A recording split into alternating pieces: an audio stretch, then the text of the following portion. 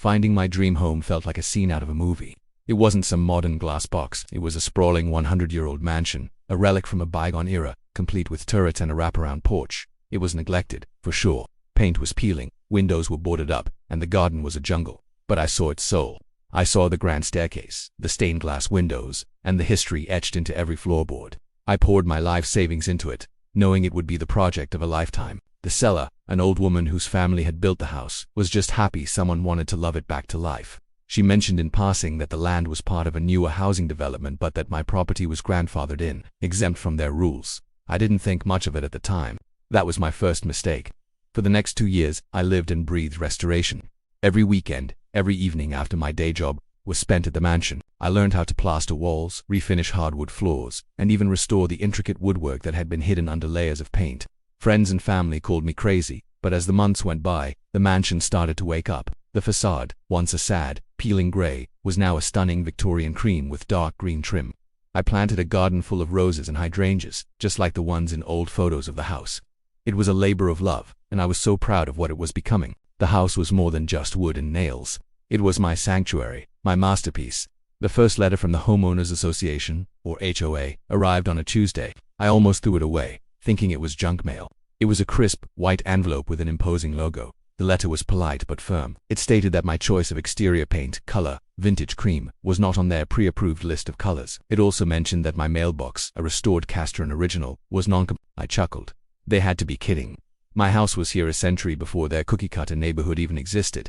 I wrote back politely explaining that my property was not part of their association and was grandfathered in, just as the previous owner had told me. I attached a copy of my deed, which made no mention of any HOA covenants. I figured that would be the end of it. How wrong I was. A week later, another letter arrived. This one was less polite. It was a formal notice of violation, listing not only the paint and mailbox but now also my unapproved landscaping, my antique-style light fixtures, and even the wrought iron fence I'd painstakingly restored. Attached was a bill for fines totaling $500. I was furious. I called the number on the letterhead, and a woman with a voice as sharp as broken glass informed me that my property was, in fact, under their jurisdiction. She claimed a recent county ordinance had absorbed all properties within the development's boundaries into the HOA. When I asked to see this ordinance, she became evasive and told me to just pay the fines and comply. I told her I would do no such thing and hung up. The battle had begun. The letters kept coming, each one more aggressive than the last. The fines began to snowball. First it was $500, then $1,000, then $5,000. They were fining me for every single detail that made my historic home unique. They wanted me to replace my beautiful, wavy, century-old glass windows with standard vinyl ones. They demanded I tear out my rose garden and plant the same generic shrubs as everyone else. It felt like they wanted to erase every bit of character, every bit of history, and turn my dream home into another beige box. I hired a lawyer who confirmed my suspicions. My property was indeed exempt. He sent the HOA a strongly worded cease and desist letter outlining the legal status of my home. We thought that would finally put an end to the harassment. For a few weeks, there was silence. I started to breathe again, hoping the nightmare was over. Then came the knock on the door. It wasn't a mailman. It was a county sheriff's deputy. My heart sank. He looked uncomfortable, holding a thick packet of documents. He explained that the HOA had placed a lien on my property for unpaid fines, which had now ballooned to an absurd $50,000. He handed me an official-looking document. It was a notice of foreclosure. The HOA was trying to seize my home.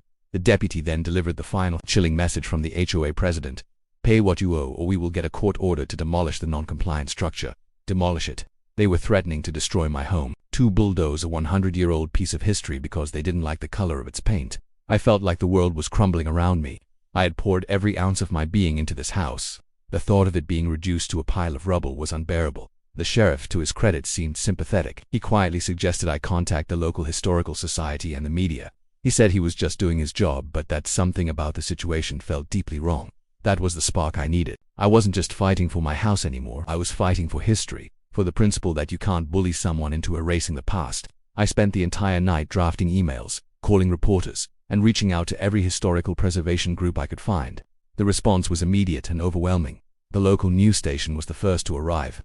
A reporter interviewed me on my front porch, with the beautifully restored mansion as the backdrop. I told them everything about finding the house, the labor of love, the escalating harassment from the HOA, and their final, horrifying threat. The story aired that evening. My phone started ringing off the hook. People were outraged. The local historical society released a powerful statement condemning the HOA's actions, calling my home a local treasure. Online, the story went viral. A Save the Mansion page popped up, and thousands of people shared their support. The HOA's Facebook page was flooded with angry comments. The pressure was mounting. Suddenly, the HOA, which had been so aggressive, went completely silent. Their lawyers stopped returning my lawyer's calls. The next thing I knew, a formal letter arrived, not from the HOA but from the county attorney's office. It stated that after a review, they had determined the HOA's claim over my property was erroneous and invalid. The supposed ordinance they had cited simply did not exist. They had been bluffing, using fraudulent claims and intimidation to try and force me into submission. The lien was immediately removed, and the county launched an investigation into the HOA's predatory practices. The HOA president, the woman with the sharp voice, resigned a week later amidst the scandal. Standing on my porch a few weeks after the dust had settled, I looked out at my beautiful, quirky, non-compliant home. The vintage cream paint seemed to glow in the afternoon sun. The Castilian mailbox stood proudly by the curb. The roses were in full bloom. I had one, but it was a sobering victory. It showed me how easily a dream can be threatened by greed and a thirst for control. My fight had not only saved my home but had also exposed a corrupt system, hopefully protecting others from going through the same ordeal. This house had stood for over 100 years, surviving storms and the passage of time. Now, it had survived an HOA, and I knew, deep in my heart, that we were both here to stay. Thank you so much for watching and for all your support during this insane journey. It meant the world to me. If you enjoyed this story, please hit that like button and subscribe for more updates on the mansion. See you next time.